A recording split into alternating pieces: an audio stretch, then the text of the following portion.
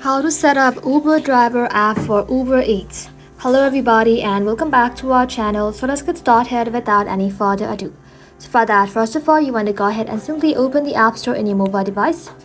Inside the App Store, you want to go ahead and simply search for Uber driver app.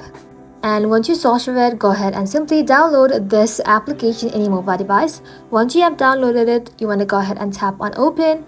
And once you open the application, sign in with your existing Uber account or simply create one by providing your personal information.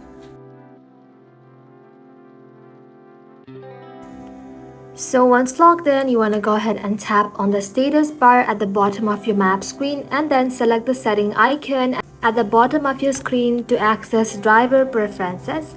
Tap on deliveries to turn on Uber Eats. By accepting terms, you'll start receiving delivery requests. You can toggle delivery on and off anytime.